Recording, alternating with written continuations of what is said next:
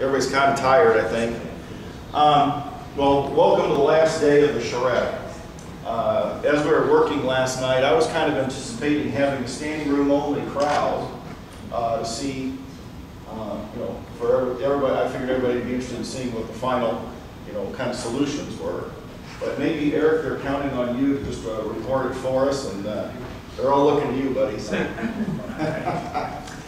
Okay, what we're going to do today, after I get done briefly here, I'm going to turn it over to Brett. Brett's going to talk about what we did yesterday. We did the renovation expansion of the existing jail, the Roundy's building on Laketon Avenue, the hospital over on Oak, and the McLaughlin School. And so Brett will go through that, and then we'll entertain any questions and such on those exercises. Then we'll take a little break, and then I will go in and do a recap of the charrette from Tuesday afternoon, which doesn't that seem like a long, long time ago? That's like 2 weeks ago, right? Tuesday. And then we're gonna go through and I'll do a recap of where we started, what we went through. Of course, looking around the group here, most of you have been here most of the time, so a lot of it's going to be just singing to the choir kind of thing. But we'll do a recap, and basically this recap that we're going to present is largely the update that we're going to give to the JHATCC committee on Thursday. And then we'll talk about, we have still a few things to do after the charrette in order to complete the study. So the end of the charrette is not the end of the study. We still got work to do. So with that, I'll turn it over to Brett and talk about yesterday's work efforts. Yeah, we thought there'd be more people, but I'm not disappointed. So thanks to the ones that did show up. I appreciate it. I think a lot of you folks were here yesterday, so you saw most of it. We just kind of recap it. Yesterday, as Joe mentioned, we worked on existing buildings. The day prior to that, we worked on vacant sites. Expansion of the jail, looked at options on that. Laketon Avenue, the hospital, and as well as the McLaughlin School, which was really interesting to us. We learned a lot about that neighborhood and the community over there. The existing jail, just to put it in perspective, we have the Hall of Justice here. This is existing jail. They also have this parking lot over on this side of the street. We looked at the jail, juvenile transition center. We looked at co-locating. We did not look at combining the two together because it's cost prohibitive because of the amount of land you would have to acquire to put both together.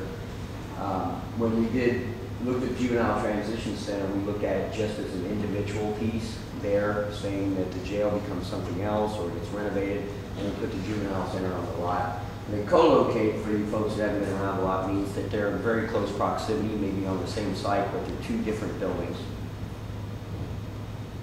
So for the existing jail, the concept is that we build out over the adjacent street, and we renovate the existing jail for administrative sheriff type functions, and we add a stacked two-story cell pod component on the back on top of the intake and processing center. So with each one of these studies, we looked at potential expansion. In this scenario, we would acquire additional property back here.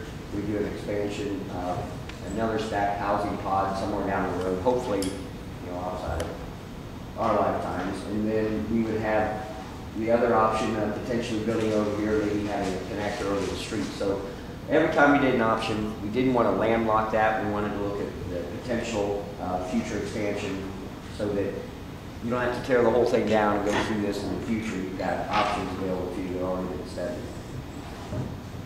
With each one of the options we did advantages and disadvantages. Now the biggest disadvantage of this is that there's a lot of utilities in that street that we'd have to relocate. It's never easy to close the street, and you always find stuff under there. So you've got not only the problems with that, but you also got the additional cost on construction of the project. The good thing about it is it's adjacent to courts, and for you folks that aren't familiar with that, if the further the jail is away from the courts, the more transportation costs, the more operational costs you have involved with that, the staffing efficiencies kind of go down, or you have additional staff with it. So the closer to the courts that we can make it, the more cost effective it is to operate the facility. Then we looked at that parking lot, I showed you this, we looked at that parking lot and we said, okay, what if we take our ideal juvenile model and apply it to that parking lot, what happens? Well, we can do some expansion in the future. It's fairly large enough to accommodate this kind of facility, but it can be done there, we can make it work. So if there was the intent of putting a juvenile center in that parking lot, again, you've got the cost of, I gotta relocate all that parking, which means I've gotta buy property. So it does have a higher cost than a lot of the other options we send for the juvenile center. Advantages and disadvantages, you know, we're challenged for relocation parking space and for expansion of the facility. Good thing is kind of central to the courts as well as it's central to the overall service area, the kids they serve as well as the services that they interact with, community service, faith-based services, things like that. Okay, co-locate. Again, this is the option of the jail, this is the option of the juvenile center. It just kind of gives you an image. What if we put them both together? What happens? And again, you know, we're talking about additional parking and things of that nature, so it's a costly scenario compared to some of the other ones we studied. Advantages and disadvantages. Again, I won't spend a lot of time on those. If we're going through them too fast and you guys want to spend some more time, then just say, give me a minute, okay? Roundy's building, it's kind of interesting building. It's about 200,000 square feet. The footprint right now is something like this. It's a warehouse building. It's ideal for what we need to do. It has great structural height. It has good base spacing. It's a good building to come into. We will tear down this portion of it because of the current condition, and we have 200,000 square feet. Our program, for those of you who weren't involved, was about 192,000 square feet. So if we're going to co-locate something, or we're going to combine something together in a building, this was about the right size. So we looked at this as in terms of what if it's just the jail, because that gives us inherent expansion. We didn't look at it, what if it was just a juvenile transition center? Because it doesn't make sense to take about 39,000 square foot and then you've got 150,000 square feet you didn't even touch. So the logic wasn't there. But we did look at it in terms of co-locate, meaning that we would put the jail in the building, potentially build a juvenile center somewhere on the side adjacent to it. And we looked at it as combined. So in terms of the jail, remember the footprint, this is that section of the building I showed you that we tear down. All of this space in here is something for future expansion, inherited expansion, other opportunities, other agencies potentially. We have a lot of future potential in this building. Now remember, it's always cheaper to do it now than it is later. So if we can build inherent expansion, which is just a renovation, which is the most cost-effective construction, and we can do it within our budget, then we land bank a lot of potential opportunity down the road that we don't have to spend a lot of money for. It has some really good advantages to it. You know, we're repurposing an existing building. It's in a pretty good neighborhood. It's got a mixed use, convenient access within the area that the sheriff serves. Has inherent expansion, has large service yards. Then we said, okay, well, let's co-locate. And again, for those of you who haven't been here a lot, there's a real concern about the juvenile center being adjacent to the jail. And remember, their mission has changed in the juvenile center. They're more towards a transition and treatment type center rather than detention. So they believe there might be a stigma associated with being directly adjacent to a jail. So there's some concerns about this option. In this option, they would have basically the same address. This would be the front door of the jail. This would be the front door of the juvenile center. So in the second option, we say, well, what if we come off New Street? So they both have different addresses, different front. This is really a completely different experience than this is. So they start having a little bit of identity, but they're co-located. Now, co-location means that they potentially could save some monies by reducing the amount of square footage, which is around 3,000 square feet. So they could save some square footage. That's not cheap, 3,000 square feet. And they could potentially share some staff. So there may be some benefits of those two being fairly close to each other. Okay, so then we said, there's a property right up here that's immediately adjacent to this. And there's a radio tower on it right now that could be relocated. but it would give a little more separation between the two buildings, a little more flexibility on this, because we were getting really tight here. Now these blocks, what I'm showing you here, are future expansion, 2 additional cell pods. So this gives you an idea of how much space there is available for opportunity for expansion, things like that down the road.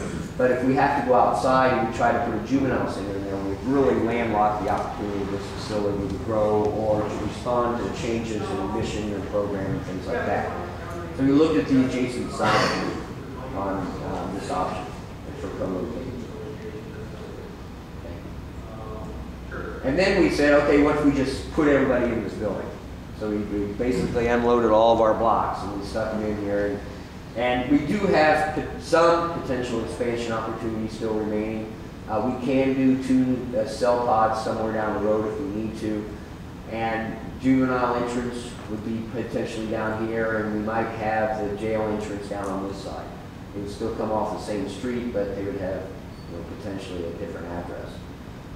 So we can put everybody in this building, which may be, a fairly cost-effective scenario. But again, there's a lot of concerns and reservations about juvenile center being that interactive with the jail and the statement associated with it. Okay. All right, then we looked at the hospital. Now, one of the reasons we selected the hospital is it's going to be available. It's 200,000 square feet, so it's close to our program. There are some inherent problems of putting a cell pod within that hospital. A cell pod has a first level and mezzanine, so we have pretty good height that we need. The hospital structure doesn't really support that.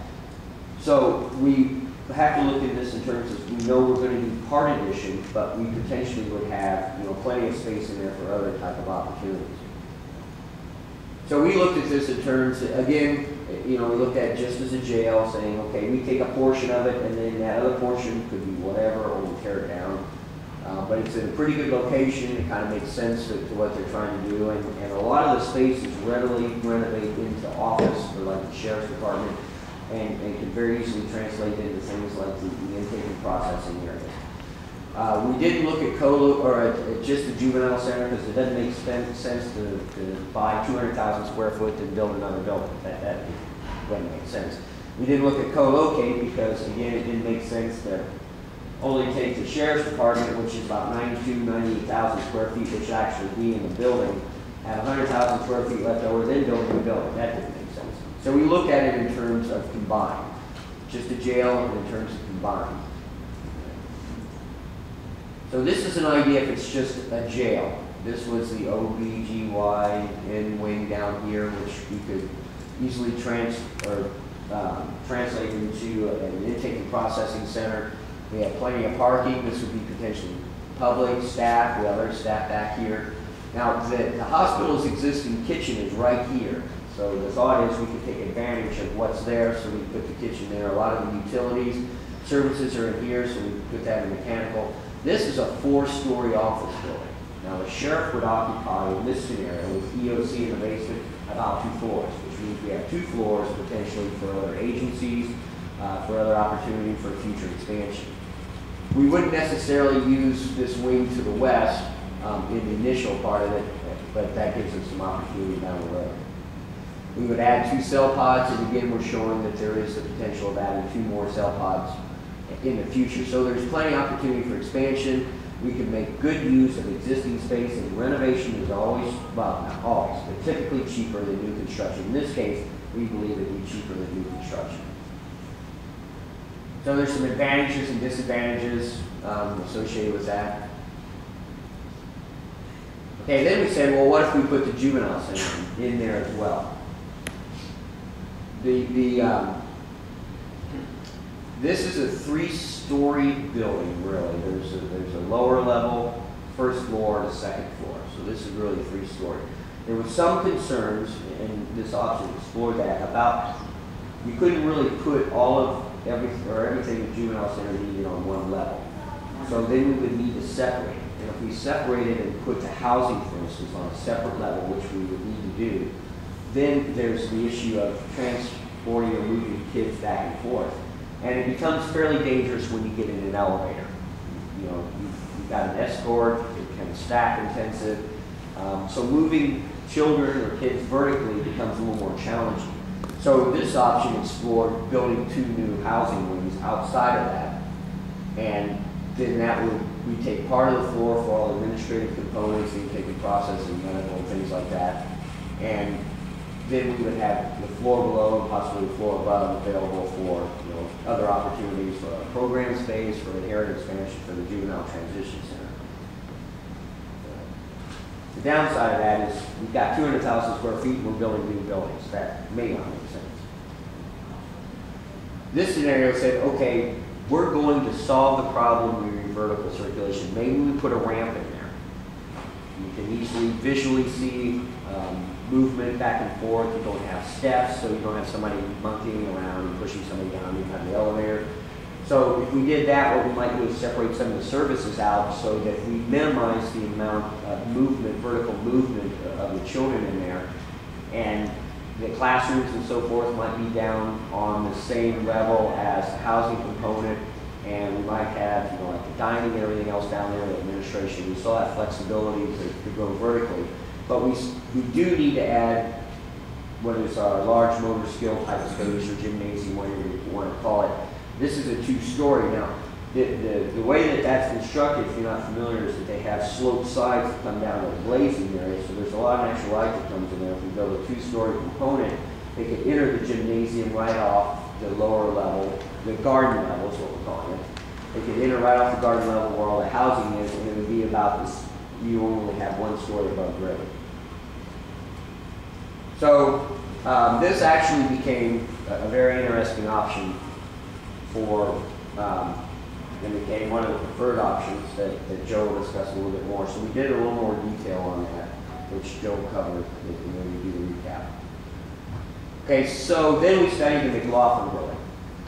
And that was a popular idea. Now, if it's not the McLaughlin building, what we did is we demonstrated the capabilities of an existing school building. We were given a list of 7 school buildings within the area that may be available for redevelopment opportunities. We had criteria. We knew the juvenile center was down 30,000 to 40,000 square feet. We'd like at 1 level for the very reasons I mentioned. You get 2 levels, you got all kinds of staff issues as well as safety issues of vertical circulation.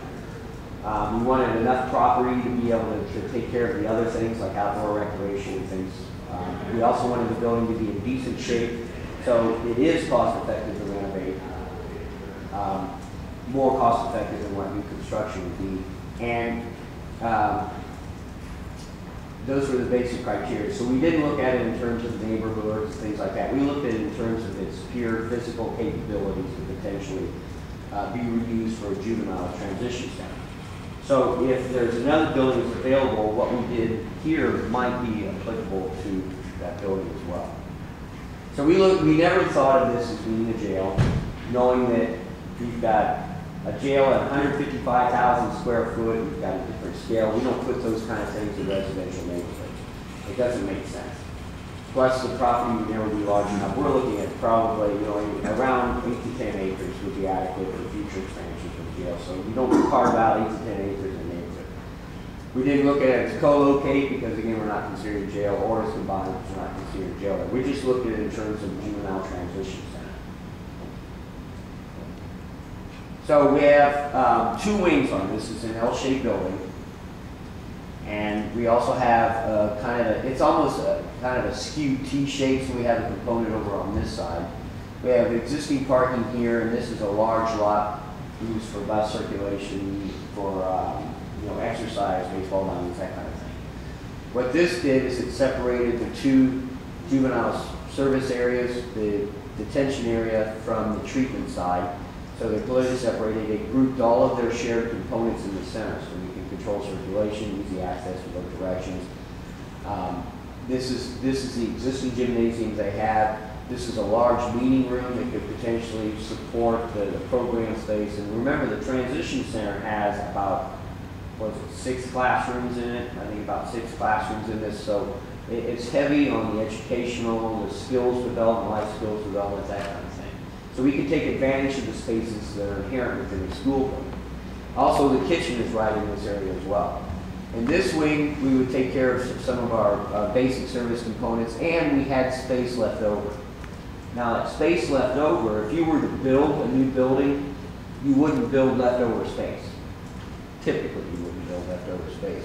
But when you renovate, it's more cost effective, and since we had this space available, that gives them an opportunity for day treatment programs, maybe opportunity for community type programs.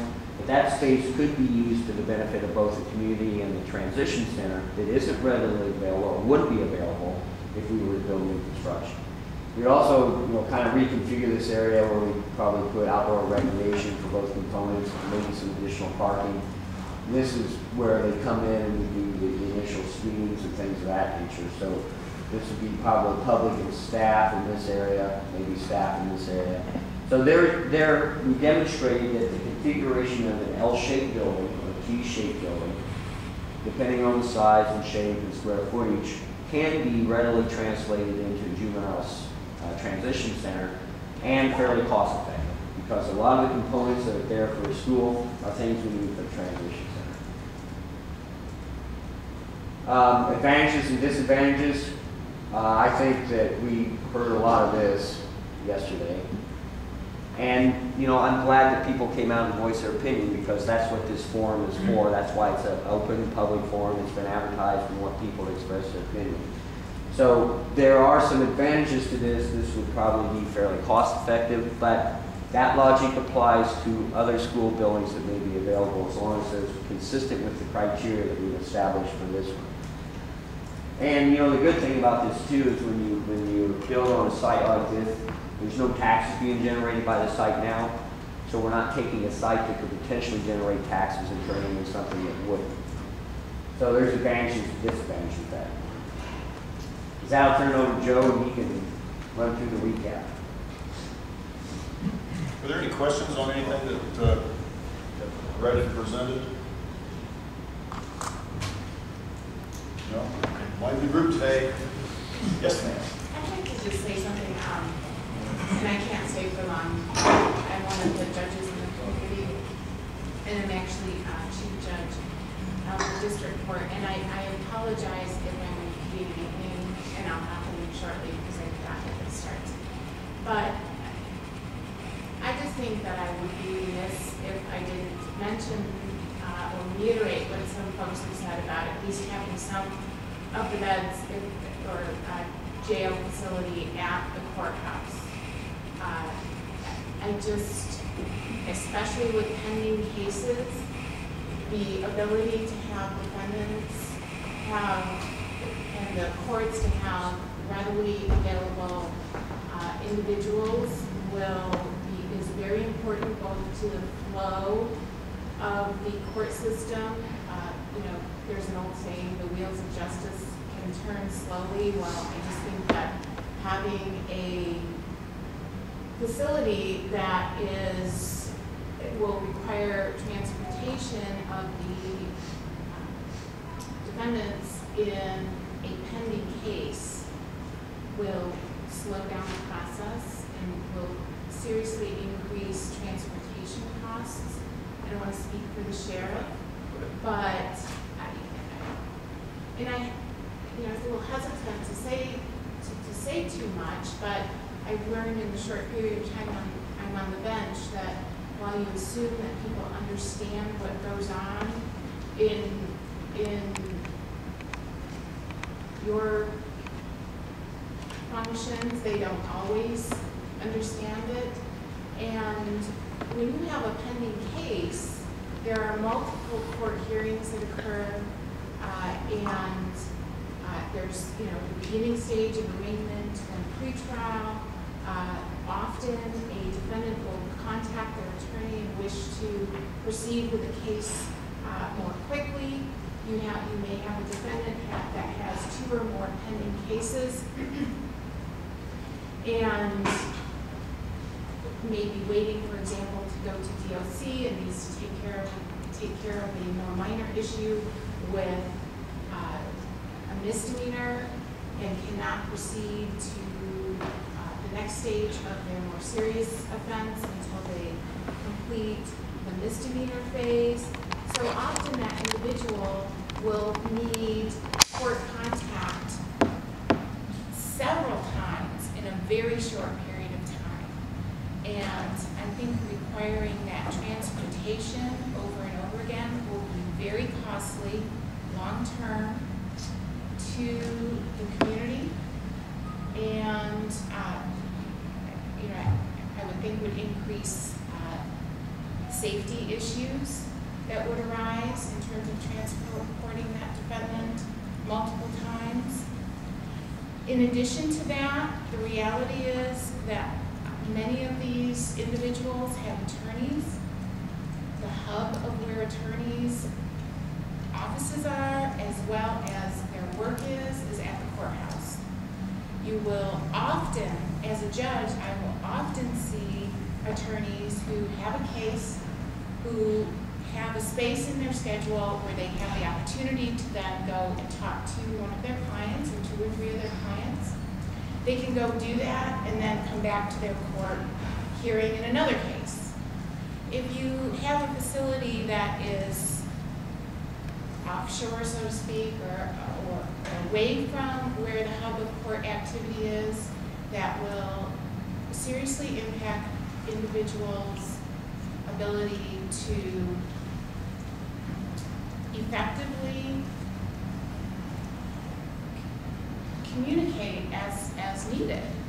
And that's just a reality.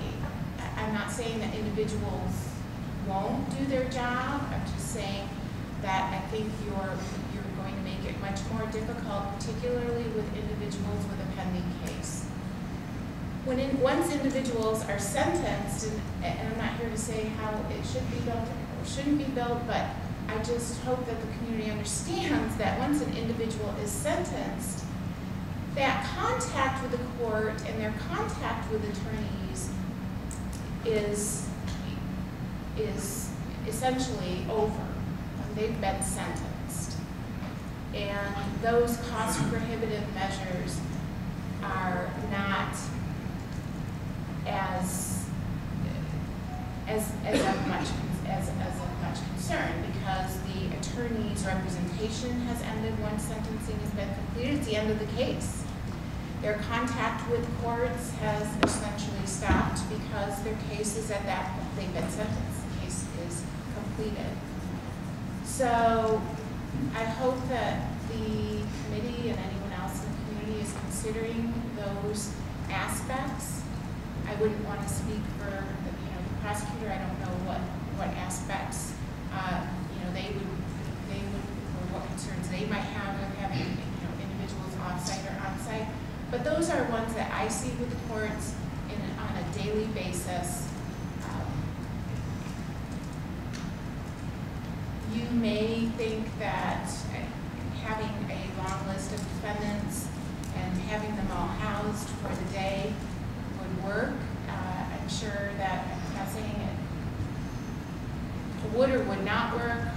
I simply see that it would be far less sufficient and much more costly to be transporting individuals with pending cases, and it would be much more difficult for attorneys to reach them. I have a couple of questions. Well, thank you for your comments. You mentioned toward the end, you started to answer the question about when earlier on in the process, when we were talking to the sheriff, and we were talking about potential remote sites for the jail, there was discussion that we have to do something as far as like holding facilities in the courthouse, especially if the jail gets torn down or something like that. So my question is twofold. Is holding for the day, because what we've always thought of is moving a group of prisoners over to the jail, having a holding facility for males, females, and some level of separation to hold those people for the day during court, the ones that are doing court, then moving them back to the jail at the end of the day. Are you suggesting you would prefer to have people that are active in the court be housed there 24 hours a day for the duration of their involvement in the court, or the daily transports? Well, a pending case. Do you understand the difference between pending case versus sentence? I would think that having individuals there throughout the pendency of the case would be the most efficient. And I'll give you an example of why.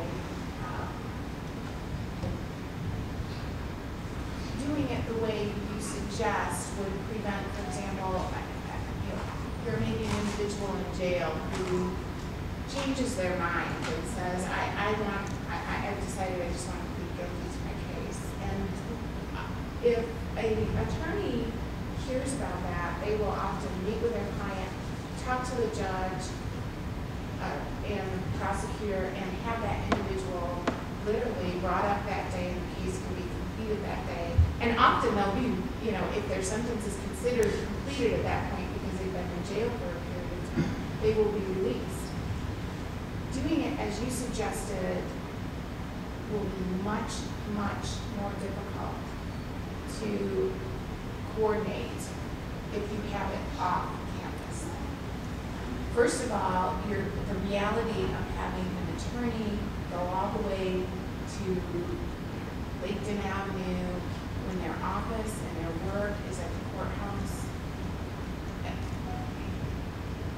it's just not as logistical. I have attorneys that go up and down to the jail 4 or 5 times a day to meet with different clients. And that doesn't, and that's because they have a case with them in a week. And they say, okay, I have a case with Judge X from 9 to 9:30. I have another case with Judge Y from 10 to 11. I have from 9:30 to 10 o'clock. I can meet with my client about the case I have in 2 weeks. You take that ability away from attorneys in the court, you're going to have, I think, much less communication Well, here's what, and much less ability to complete cases as all parties, not just the courts, but I think prosecutors and defendants wish to make a efficient case for all involved. Well, I think we have accommodated some of those things. A couple of things. First of all, putting the pretrial people in one facility, or say in the jail, and a sentence facility separate is not economically feasible. And the reason is the split. I think the pretrial was 47%, and the sentence was 53%. So we're going to be basically operating 2 separate jails. Then you have the logistics of how do we do kitchen and the laundry, and then we have 2 sets of staff and all that. And logistically, that would be much more expensive in the long run than actually transporting people. Transporting would be much more cost effective. So I think because of the mix, if we're having 10 or 20% of the people being pre-trial, we could probably have some kind of small facility. But it's almost a 50-50 mix. So it basically amounts to 2 facilities. And I'm not saying you should have 2 facilities. I guess what I'm trying to indicate is I think the closeness and the proximity to the courthouse overall has those advantages to all. And the other thing, I'm not here to say you should absolutely split it. I'm just indicating that I think functionally it's going to be less efficient.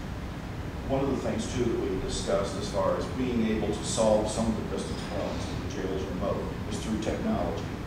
One of the things we're incorporating in the jail is video visitation for the inmates. We're providing some level of contact visitation for mostly client and attorney visits. And we have some traditional non-contact visitation for face-to-face visits that are not contact. And we're going to do mostly video visitation to the jail. We'll be web-based. So the primary function of the video visitation is for families. The families would come to the jail. It's easier to manage, and it's easier to provide additional time of visitation during the week by doing it video-wise than doing it in person. But one of the capabilities of the video visitation system is the ability to connect the attorneys, the public defenders, the courts, all with the jail, with any of the inmates that's in the jail. So for instance, if that attorney has a half hour between between meetings, he would have the ability in the courthouse to access the video visitation system through the jail and discuss in a confidential manner his case with his client through video visitation. So what that does, it actually saves time because it reduces the amount of movement of prisoners as far as the jail staff is concerned, and it reduces the amount of time the attorney is moving.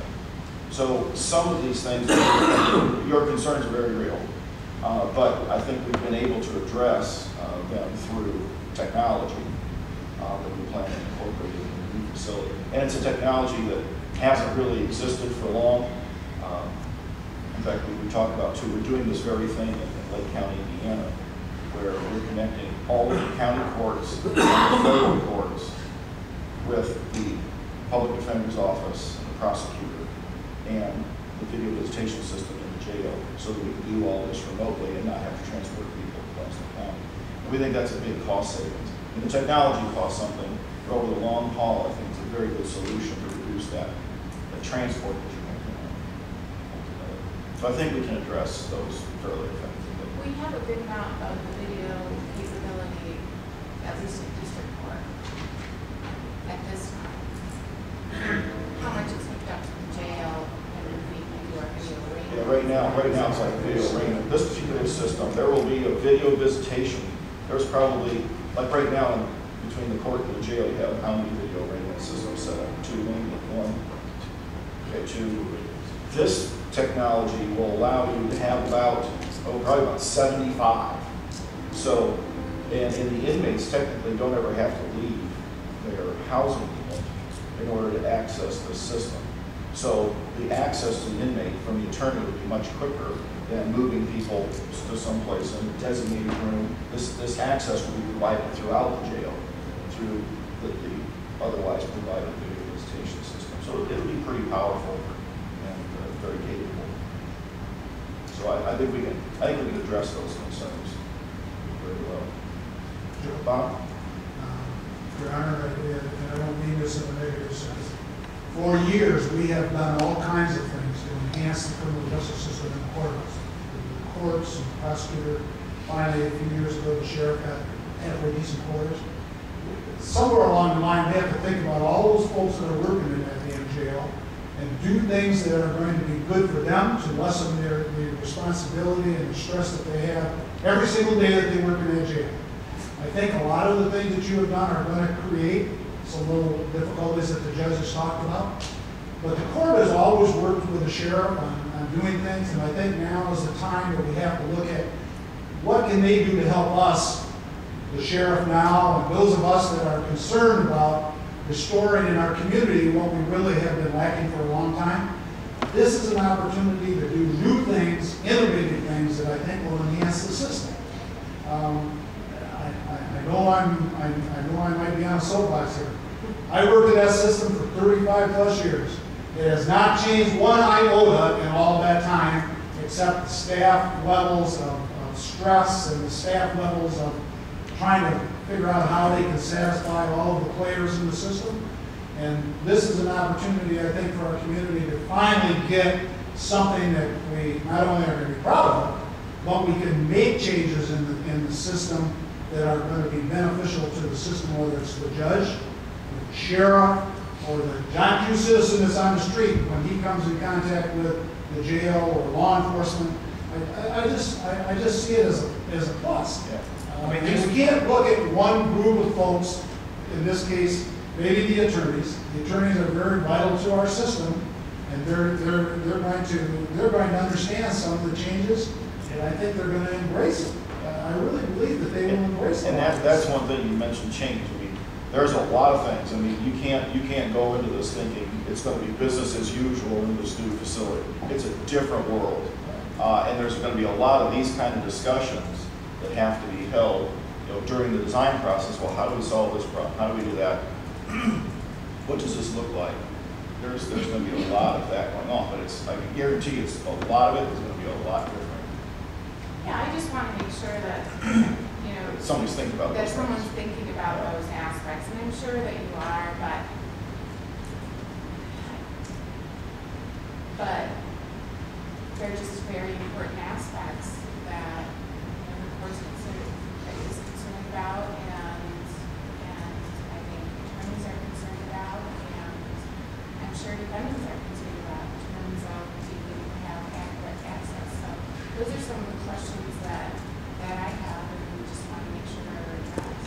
let me ask you what I have here. The idea of helping to solve some of these problems through technology, do you think that's a workable solution, or could be a workable solution? I think it could be a workable solution.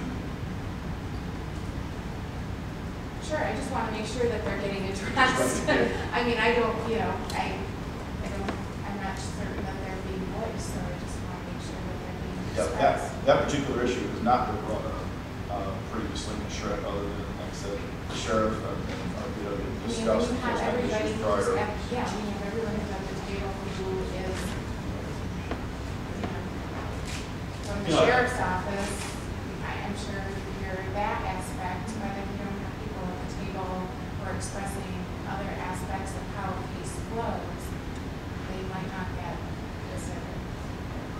And I think we all realize, but to expand on something that just kind of, I mean, the judge operates under certain rules too. And as technology evolves, the rules of the court are trying to keep up with when can technology be used versus when does it have to be a physical appearance versus a video appearance. So a lot of that stuff has to sort of also, right? I mean, right now, the only hearing that can be done, unless it's by consent of all parties, which you can never guarantee, but the only hearing that can be done by video is arraignment, which we do. Many of our hearings for arraignments, got the majority of them, almost all of them by video. But under the law at this time, which we are required to obviously abide by, that we are doing our maximum capacity in terms of hearings through technology. So we're going to need the individual face-to-face to conduct any other hearings at this juncture under the current court rules and laws. But at a minimum, there will be a holding facility provided for in the court if the jails are moved, for bringing 10, 20, or 30 people to the court for the day and holding them there. Because one of the things that, from an efficiency standpoint, is bringing somebody over to court and managing them, babysitting them for the day and bringing back to the jail in the evening is, in the long run, much more efficient than operating two facilities on a 24-hour-a-day basis. So that's, I would guess, that's probably the direction that the solution would go. So yeah, and I'm not necessarily, I'm not advocating having two separate buildings. I absolutely agree with what Sheriff Carter's indicating. There's been difficult circumstances for all individuals, but there are advantages to having it close to the courthouse as a whole. One of the examples that, and I'm not an attorney, judge, public safety officer, but however, just real quickly, what I'm using right now in front of me, VMView, this is the virtualized desktop Johnny has purchased. I have the entire desktop in front of me, including all my network drives. The whole premise of place is now redefined with this technology. I can be functional as the finance director and IT director right here, simultaneously in another meeting, where before, unless I was at my desk, changing to it, I had no way of sending out these communications, being able to make sure I can monitor help desk tickets like I just did, itself monitors down in the courtroom, so I can knock that out now. It is just amazing what this technology can do. Now, I agree with the chief judge is, I don't know what applicability this has in the public safety system. I'm happy to help any way I can, but again, it's just amazing what the technology can do. And we are advocates of technology. There are confidentiality issues that courts have, that all parties have, that are unique, I think, or that are of greater concern than the average video conferencing situation. And I just want to express that I hope they are considering all of those aspects, because those are very key and they're very important. And a defendant and an attorney and a prosecutor or a police officer needs to be secure that any communication that is happening is confidential. So, I apologize for that. It started at 9, so I'm All right. really late. Well, thank you. I appreciate you being here today. Yes, ma'am? My comment also is about confidentiality. Right now, inmates and attorneys, they meet in a room with just themselves. So if you have the surveillance equipment where the attorney is at the county building and the inmate is at the jail, who all is listening to that?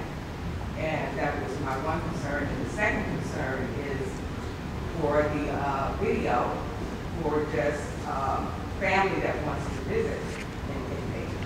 What kind of cost are they paying in regards to a video conference with their family member versus going into a jail and having a face-to-face conversation where there's no child play? The first question regarding, confidentiality between attorney-client privilege, the video visitation systems we set up are capable. Typically, the default position is that these things are recorded. If there's visits, they're recorded, but they're designed such that confidential provisions can be made. When it's an attorney visit, they're not recorded. So we can do either one on the video So are visitation you saying system. that the inmate would be in the room by himself with the video equipment, nobody else would be there? During the attorney consults, yes.